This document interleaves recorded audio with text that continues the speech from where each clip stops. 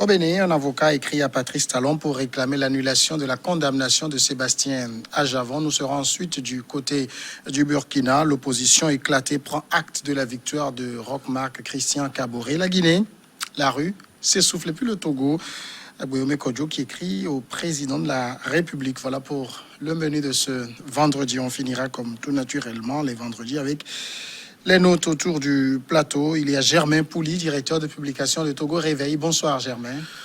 Bonsoir Samuel, bonsoir à tous les téléspectateurs. Komi Mayaba, directeur de publication de Le Sorbonnard. Bonsoir Komi Mayaba. Le frère et ami qui est un newcomer, comme on dit en anglais. Louis Kamako, rédacteur en chef de TogoBreakingNews.info. Bonsoir. Nous commençons tout de suite avec le Bénin. Dans une lettre ouverte au président béninois Patrice Talon, maître Antoine Veil, avocat de Sébastien Ajavon, qui était arrivé troisième lors de la présidentielle de 2016, dénonce un recul des libertés dans le pays et demande que la condamnation de son client soit simplement annulée. Le message est adressé directement au président Patrice Guillaume Athanase Talon, quelques mois avant la prochaine élection présidentielle prévue en avril 2021. L'avocat français Antoine Veil estime dans une lettre ouverte que depuis l'investiture du chef de l'État béninois en 2016, le Bénin connaît un recul des libertés publiques sans précédent. Germain Pouli, cette lettre intervient dans un contexte préélectoral. Patrice Talon avait fait la promesse, puisqu'il est en tournée, à l'une de ces étapes, que la prochaine présidentielle sera ouverte. Est-ce qu'on devrait y voir déjà une sorte de réponse à ce qu'a écrit, ce que demande l'avocat pour son client? Oui, c'est tout à fait cela. Donc, en avril prochain, il y a élection au Bénin. Et il y a quelques années, donc, Sébastien Ajavon était candidat à la présidentielle. Il est arrivé donc troisième. Ouais. Et il a été le soutien de Patrick Talon pour remporter finalement la victoire. Et il va sans dire que pour un homme politique, les élections, c'est un rendez-vous important. Et étant sous le poids d'une condamnation par la CRIET, donc la Cour de répression des infractions économiques et du terrorisme. Et du terrorisme, donc il ne peut pas, avec cette condamnation-là, être candidat. Mais on sait que en 2019, il y a la Cour africaine des droits de l'homme et des peuples, donc, qui lui a donné partiellement raison en condamnant donc, le gouvernement béninois à lui verser 60 millions de francs CFA. C'est sur cette base-là. Donc, l'avocat de Sébastien Ajavon demande donc l'annulation de cette condamnation et donc la possibilité pour son client d'être éventuellement candidat à la prochaine élection présidentielle. Ce que décrit quand même l'avocat, c'est en tout cas la situation de son client qui, comme le disait tantôt Germain, comme Mayaba, il sait que, puisqu'il y a une condamnation à 20 ans de prison qui pèse sur lui, il ne pourra pas être candidat. Est-ce que l'avocat est en train un peu de plaider pour qu'on laisse son client être candidat? Oui, la question même... je crois que l'avocat est dans son rôle. Vous savez, depuis la condamnation de maître, de Ajavon, beaucoup de voix se sont levées pour demander à ce que c'était un acharnement contre la personne elle-même. Vous savez, vu que dès qu'il soit impliqué dans cette affaire de choses là, il y a beaucoup de voix qui sont levées pour dire que non, que c'est fait à dessein parce que c'est un homme politique qui a quand même, quoi qu'on dise, qui dérange le pouvoir de Talon. Et vous avez vu, après même qu'il soit troisième lors des élections présidentielles passées, où vous savez, c'est un homme riche qui a des moyens et qui peut déranger le pouvoir de Talon. Mais aujourd'hui, demander sa libération pour des échéances électorales en 2021, je crois que l'avocat est en train de jouer son rôle parce que mélanger politique avec les affaires judiciaires, je crois que ça prête un peu confusion. Mais quand vous regardez un peu le circuit qui a amené Ayavon en prison aujourd'hui, vous allez pu comprendre que Ayavon, quoi qu'on dise aujourd'hui, est un poids lourd au niveau de la politique, au niveau du Bénin. Maintenant, est-ce que Patrice Talon est prêt à plaider à ce que sa libération soit immédiate avant le 21? Vous avez vu aussi qu'avec les restrictions que le président Talon est en train de mener au niveau du Bénin pour contraindre ses opposants à ne pas peut-être avoir la main facile pour pouvoir concourir à ce jeu électoral. Je crois que ça montre suffisamment qu'aujourd'hui, au niveau du Bénin, Patrice Talon est en train de faire un peu un recul démocratique. Recul démocratique, mais Louis Kamako, est-ce que Patrice Talon aujourd'hui peut prendre le risque quand même de laisser revenir Sébastien Ajavon, qui, il faut le rappeler, était arrivé en 3e en 2016 et qui est forcément son plus farouche adversaire? Oui, je pense que M. Talon a intérêt aujourd'hui à prendre ce risque pour polir son image.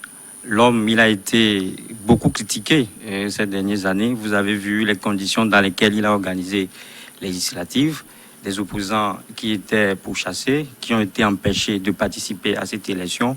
C'est vrai qu'il disait à l'époque qu'il le fait dans le respect des tests de la République. Mais au finish, tout le monde a vu, on a les résultats et il se trouve que ce n'est pas une bonne image pour ce président-là. Et aujourd'hui, libérer Ajavon sera une occasion pour lui de se racheter. Et ce sera également une occasion pour lui de jouer encore en fait son électorat. Parce qu'aujourd'hui, comme tu l'as dit, c'est un challenger de taille. Et les élections à venir vont également prouver si réellement les Béninois ont encore confiance en Talon. Et je pense que ça dit qu'il n'a pas de choix, quoi. Il doit intervenir. Quand la lettre de l'avocat de Zeus a été écrite, on a vu que le porte-parole du gouvernement, Maître Richard Badou, il a réagi aussitôt, il a dit que le président ne peut pas intervenir et qu'il est le chef de l'exécutif et qu'il faudrait qu'on laisse la justice aille au bout du processus. Et là, nous sommes en politique. Moi, je dis tout de suite que quand il y a ce genre de réaction, ça confirme vraiment en fait ce que pense l'adversaire. Ça veut dire que quelque part, Talon est derrière ce dossier, c'est lui qui tire les ficelles. Et donc, comme je le disais, je reviens toujours sur mes propos. Il a intérêt aujourd'hui à intervenir pour que l'annulation ou bien pour que le procédure soit annulé et permettre en fait à son challenger de participer aux prochaines joutes électorales. C'est justement en tout cas ce qu'écrit Maître Antoine Veil. La condamnation de Sébastien Ajavon doit être annulée, mais l'avocat, c'est un homme de droit, et si on doit respecter le principe intangible de séparation des pouvoirs, Patrice Talon ne peut pas annuler une condamnation judiciaire. Oui, c'est clair qu'il n'appartient pas au président, même s'il est le premier magistrat, dans ces cas-là, d'annuler une décision d'une juridiction assez spéciale. La Criette est une cour assez spéciale. Je pense qu'elle juge même en premier dernier ressort. Oui. Donc après, quand vous êtes condamné par cette cour, il n'y a plus d'autres voies de recours. Et je pense que c'est pour cela qu'ils ont saisi cette instance internationale-là, qui est la Cour africaine des droits de l'homme et des peuples. Sauf que les décisions de cette cours-là ne s'impose pas forcément aux décisions des cours sur le plan interne. C'est-à-dire que la Cour africaine des droits de l'homme n'est pas au-dessus de la Criette. Les Béninois qui se sont lésés dans leurs droits, si sur le plan national ils n'ont pas satisfaction, ils peuvent aller sur le plan international le faire. On l'a vu un peu dans la situation de Guillaume Soro aussi pour sa candidature à la présidentielle. Cette même Cour a demandé à la Côte d'Ivoire de prendre en compte sa candidature, mais ça n'a pas été fait, tout simplement parce que c'est pas une cour qui est au-dessus des juridictions nationales, comme la Cour, le Conseil constitutionnel, la Cour constitutionnelle, la Cour suprême et un certain nombre d'institutions sur le plan national. Et donc cette demande, je crois que l'avocat sait très bien qu'elle ne va pas prospérer. Mais en même temps, il s'adresse quand même à la première autorité pour qu'elle marque sa volonté politique de libéraliser, de démocratiser le pays qui, selon lui, a connu un recul. Il ne s'est pas arrêté au seul cas de son client. Il a cité plusieurs autres exemples pour montrer assez clairement que au Bénin, il y a un recul de liberté. La situation des journalistes. C'est un constat aussi qui est partagé largement par une opinion nationale et internationale. Et c'est vrai aussi qu'il y a eu cette loi sur le parrainage aussi pour cette élection qui vient éliminer plusieurs candidats. Moi, je pense qu'en 2016, j'étais au Bénin. Pendant la campagne, j'ai été vraiment surpris de voir qu'il y avait une trentaine de candidats à la présidentielle. Alors, du Togo, on n'avait pas une idée que c'est comme ça l'élection se déroulait. Mais une fois à Cotonou, j'ai vu des affiches des candidats et je me demandais qu'est-ce qui se passe. Je me suis informé, on me disait qu'il y avait 33 candidats. Alors, cette nouvelle loi, selon Talon, c'est de limiter les candidatures. Il faut demander les parrainages à l'Assemblée, ce qui peut être une bonne chose. Certains pays comme le Sénégal aussi appliquent cette loi-là.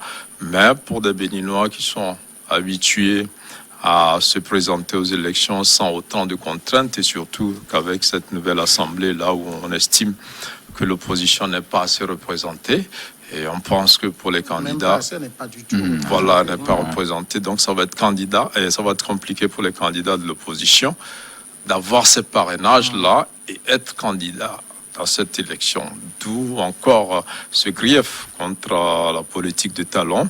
Vous savez, la plupart des opposants, les grandes figures sont hors du pays pour plusieurs raisons qui peuvent être vraies, avérées ou fausses. Il ne faut pas aussi dire d'emblée que toutes ces personnalités politiques qui ont des problèmes et qui ont quitté le pays sont totalement innocentes dans les affaires. Mais on sent ce que l'avocat appelle une cabale politico-judiciaire, donc pour pousser les opposants, les principaux challengers à l'exil. Et le constat est assez clair aujourd'hui. Talon, par des moyens légaux ou pas, judiciaire ou pas, a réussi à démanteler totalement l'opposition béninoise.